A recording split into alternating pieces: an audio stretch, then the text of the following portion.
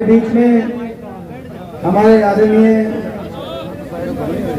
हुड्डा साहब के विश्वास पात्र साथी जो संघर्ष हरियाणा में 10 साल बीजेपी के इस कुशासन से मुक्ति दिलाने के लिए हुआ, उस संघर्ष में हमारा कंधे से कंधा मिलाकर साथ देने वाले आदरणीय डॉक्टर केवी सिंह जी, हमारे भाई, आपके कैसे नौजवान विधायक जिन्होंने अपनी काबिलियत से और अपनी सिंसेरिटी से, अपनी नीयत से, अच्छी नीयत से लोगों के लिए काम करने के, इलाके के लिए अच्छी नीयत से अपनी एक पहचान पूरे हरियाणा प्रदेश में बनाई है। ऐसे जनप्रतिनिधि कम होते हैं जो इतनी अच्छी नीयत से केवल एक सोच के साथ कि हमारा इलाका आगे जाए, हमारा क्षेत्र आगे जाए, हमारे लोगों का भला हो, तो ऐसे जनप्रतिनिधि कम होते हैं। जितने कम होते हैं उतनी बड़ी जिम्मेदारी आपकी है कि ऐसे जनप्रतिनिधि को आगे बढ़ाने की जिम्मेदारी आप लोगों की है। और मैं ये तजुर्बे के आधार पर कह रहा हूँ, मेरा भी बहुत तजुर्बा हो गया, 5वीं बार देश की सबसे बड़ी पंचायत, शायद मेरी उम्र में इतना 5 बार संसद में पहुंचने का अवसर किसी को नहीं देश में। तो सत्ता भी देखी है, विपक्ष भी देखा है, बड़ा लंबा समय देखने के बाद सरकार भी देखी, विपक्ष भी। मैं ये कह सकता हूँ, ये जो अमित है हमारा भाई, ये आपके लिए बहुत बड़ी ताकत है, इसको आप और ताकत देना और जितना बड़ा आशीर्वाद देके आप भेजोगे अमित को चंडीगढ़ से अपने इलाके को आगे लेके जाने के लिए, उतनी बड़ी ताकत से चंडीगढ़ से वापिस आएगा। हमारे बीच में बहुत ही हमारे आदरणीय पूर्व सांसद सुशील इंदौरा जी, पूर्व विधायक किशन कम्बोज जी, पूर्व विधायक बलकौर सिंह जी, पूर्व मंत्री हमारे रिश्तेदार डॉक्टर महेंद्र जी, पूर्व विधायक जगदीश जांगड़ा जी, भाई विशाल वर्मा जी, मलकीत खोसा जी, पूर्व जिलाध्यक्ष संजय हिटलर जी, पूनम गुदारा जी, मनोज सिवाज जी, सुभाष जोधपुरिया, राम सिंह जी, डॉक्टर वाईके चौधरी, राजकुमार शर्मा, मनीष जोधपुरिया जी, संत केवल जी, हमारे बीच में आनंद बिहारी जी, गुरदीप गिलागेड़ा जी, अमित चंद चावला जी, हमारे प्रवीणा मेघवाल जी जो 7 तख्ती कॉन्स्टिट्यूएंसी से बड़ी हमारी संघर्षशील कांग्रेस पार्टी की, भाई गुरदीप जी और सभी, किसी का नाम नहीं भी आया हो चुनाव का समय, पितातुल्य बुजुर्ग नौजवान साथी, माताएं बहनें, पूरे हरियाणा के अंदर अब तो आगे क्या मिलेंगे, आगे क्या मिलेंगे ना, रिपोर्ट आ गई कि नहीं आ गई पूरे हरियाणा की? किसकी सरकार बन रही है? सिस्टम घुमा दिया कि नहीं घुमा दिया सिस्टम? आपकी कांग्रेस पार्टी की सरकार बन रही है। हरियाणा के कोने कोने से एक ही आवाज आ रही है, बीजेपी की ये सरकार जा रही है, हुड्डा साहब के नेतृत्व में कांग्रेस पार्टी की सरकार। तो हमने कहा ही नहीं आपको कि आप गौ आ रही है, अंदर से आपकी आवाज आई, तो अंदर से आवाज आई तो यानी कि आप समझ सकते हो हरियाणा में क्या परिस्थिति है। कांग्रेस पार्टी की सरकार बन रही है और मैं ये कह सकता हूँ कांग्रेस पार्टी की सरकार बन रही है हुड्डा साहब के नेतृत्व में, तो आप ये मान के चलना, डबवाली हल्के वालों आप भूल मत करना, इस बार यहाँ से बड़ा आशीर्वाद अमित को देना भाई, ये हम विश्वास आपको दिलाते हैं। डॉक्टर साहब खड़े, हुड्डा साहब के भाई है और अमित मेरा भाई है। हरियाणा के अंदर अपने डबवाली हल्के को नंबर 1 पे लाने का हम काम करेंगे। एक डबल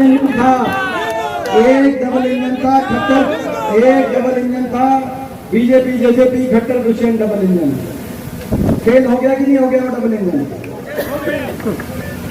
इंजन रह गए, डब्बे चले गए अलग अलग, यही होना है। वो डबल इंजन फेल हो गया।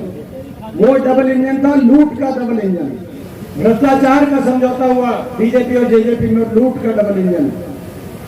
5 साल लूट के खा गए हरियाणा प्रदेश को, जनता में त्राही और लूटने में कोई कसर नहीं बाकी।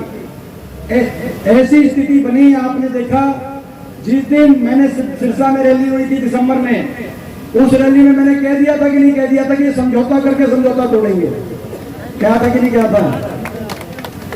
समझौता टूटा, और जिस दिन समझौता टूटा उसके अगले दिन दुष्यंत चौटाला का बयान आया कि 5 साल के बीजेपी के सारे घोटालों के राज बताएंगे। आपने देखा होगा, अगले दिन खट्टर साहब का बयान आया कि 5 साल के दुष्यंत चौटाला के सारे घोटालों की जांच कराएंगे। बताओ, वो एक दूसरे की जांच करा रहे हैं, कोई घोटाले में राज बता रहे हैं, मगर जनता को सब पता है।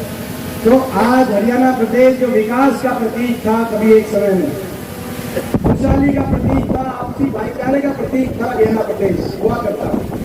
आज वो हरियाणा प्रदेश बीजेपी के 10 साल के बाद देश के नंबर 1 बन गया बेरोजगारी में, हरियाणा देश में नंबर 1 बन गया नशे में, हरियाणा देश में नंबर 1 बन गया अपराध में, हरियाणा देश में नंबर 1 बन गया महंगाई में, भ्रष्टाचार में, विकास की पटरी से उतार दिया हरियाणा। गरीब आदमी की सारी स्कीम्स बंद कर दी, 100 गज के प्लॉट की स्कीम थी, मकान की स्कीम थी, राशन डिपो पे दाल चीनी तेल मिलती थी हमारे समय, सारी गरीब आदमी की स्कीम बंद करने वाला ये प्रदेश बन गया बीजेपी की सरकार आते ही 10 साल। इलेक्शन होता तो याद आती है गरीब आदमी की, राशन डिपो पे भी कुछ पहुंचाने लगते हैं, लेकिन 10 साल तक गरीब का शोषण करने वाली ये सरकार साबित हुई, हर वर्ग को ध्यान वाली ये सरकार साबित हुई। हरियाणा के नागरिकों को आम आदमी को उलझा दिया प्रॉपर्टी आईडी में, फैमिली आईडी में, पोर्टल में। हरियाणा के नौजवान को उलझा दिया सीटी में और कच्ची नौकरी में। पक्की नौकरी सारी बीजेपी खागी थी, नहीं खागी, पक्की नौकरी की लिस्ट नहीं निकाली। 2 लाख सरकारी पद या तो समाप्त कर दिए या 1.5 लाख पदों पे कच्ची भर्ती घोषित निगम के माध्यम से बिना रिजर्वेशन, बिना पेंशन, बिना मेरिट के आरएसएस से, जहाँ आरएसएस ने कहा वो लोग लगे आरएसएस की सिफारिश से, और वो कच्ची नौकरी के लगे, उनका कोई भविष्य का कोई। आज ऐसी ये सरकार ये साबित हुई, नौजवानों को भी उलझा दिया, आम आदमी को उलझा दिया, और हर वर्ग पे अत्याचार करने वाली सरकार।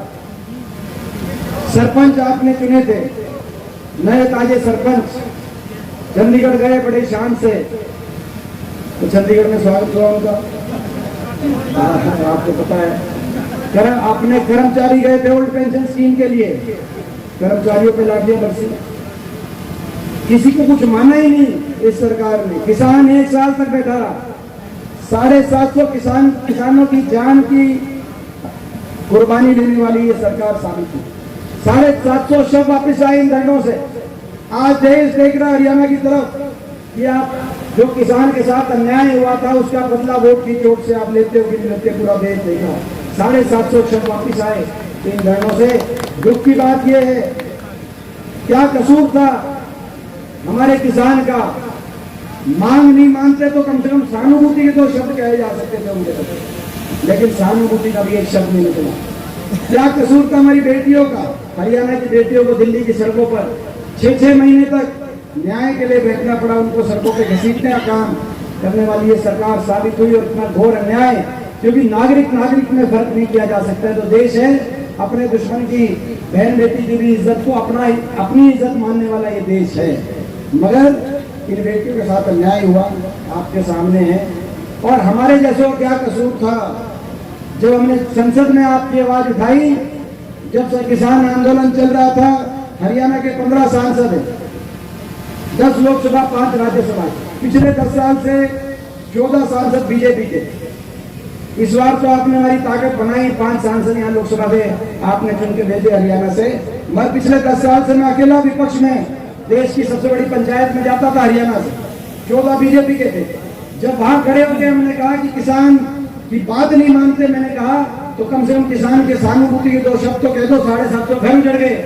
तो आपने देखा होगा पूरी देश के बीजेपी के एमपी टूट के पड़े, जैसे कोई बड़ा कसूर कर दिया हो, मैंने कोई गलती कर दी हो। सबने नारे लगाए, सब टूट के पड़े। कितना अकेलापन आपके इस बेटे ने महसूस किया होगा उस देश की बड़ी पंचायत में। मेरा क्या कसूर था, मैं आपसे पूछना चाहता हूं। केवल आपकी बात मैंने वहां पे ईमानदारी से रखी थी, मेरा इतना ही कसूर था। लेकिन जब संविधान की बात आई, अहंकार इतना बढ़ गया इनका। लोकसभा चुनाव से पहले क्या कह दिया कि 400 पार का नारा, क्योंकि हम बाबा साहब भीमराव अम्बेडकर जी के संविधान को ही तोड़ेंगे। यहाँ तक इनका घमंड पहुंच गया। वो तो लोगों ने इनके घमंड को तोड़ा, संविधान को बचाया। और मैं बीजेपी को कहना चाहता हूँ, 5 तारीख को वोटिंग होगी, 8 को नतीजा आएगा। हरियाणा से जय संविधान नारे की गूंज पूरे देश में जाएगी। हरियाणा से आपने ना जय जवान छोड़ा, ना जय किसान छोड़ा। कहीं अग्निवीर ले आए, कहीं किसानों की बलि ले ली। लेकिन हरियाणा से जो बटन दबेगा उससे जय संविधान की भी गूंज निकलेगी, और उसी बटन से जय जवान जय किसान की गूंज निकलेगी। तो ये आपकी सरकार बन रही है। हरियाणा में कांग्रेस की सरकार बन रही है और कांग्रेस सरकार का मतलब डबवाली हल्के के पास ऐसा मौका है वो तो डबल इंजन फेल हो गया, गठर दुष्यंत का डबल इंजन फेल हो गया कि नहीं हो गया। आप डबवाली हल्के को आगे लेके जाने के लिए ये डबल इंजन पहुंचा दो चंडीगढ़ में। और सुनो ये तो सुनो और ये डबल इंजन पहुंचा दो डबवाली को आगे लेके जाने के लिए।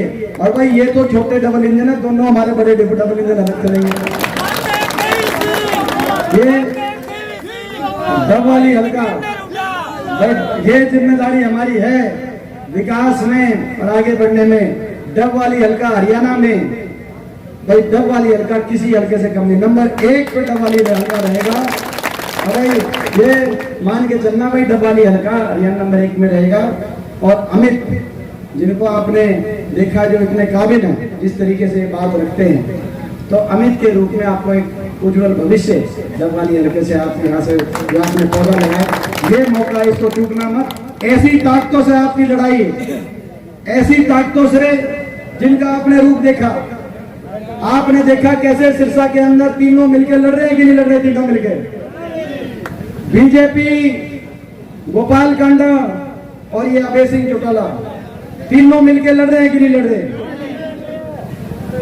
और आपने देखा तीनों ने मिलके सिरसा से एक हमारे बैकवर्ड समाज के भाई, जांगड़ा समाज से भाई, एक ही टिकट मिली थी 90 में, वो भी बर्दाश्त नहीं हुई अभय सिंह चौटाला को, गोपाल कांडा को सिरसा से बीजेपी की टिकट कटवा दी।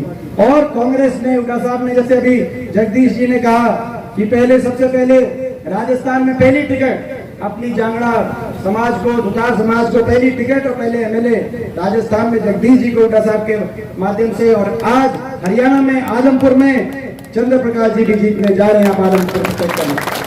और इन लोगों से एक टिकट बर्दाश्त नहीं हुई। आपने देखा ये ऐसी सोच के लोग हैं, ऐसी सोच के लोग, और ये ऐसी सोच के लोग हैं। खट्टर साहब का बयान आया है, खट्टर साहब का बयान आपने देखा, वो बयान कहा कि इस बार कांग्रेस की बहुत हवा बन रही है। तो उन्होंने कहा पिछली बार हमने दुष्यंत चौटाला को उतारा था, जो कहता था बीजेपी करो जमुना पार, फिर उसने बना दी हमारी सरकार और बन गया मेरा पक्का यार। तो खट्टर साहब का बयान है। अब इस बार दुष्यंत चौटाला के साथ साथ हम अभय सिंह, गोपाल कांडा और कई निर्दलियों को भी उतार रहे हैं। ये खट्टर साहब का बयान है। तो ये बीजेपी की बी टीम, बीजेपी की सी टीम और बीजेपी की फिसड्डी टीम, इनके चक्कर में तो नहीं आओगे, इन वोट काटुओं के चक्कर में,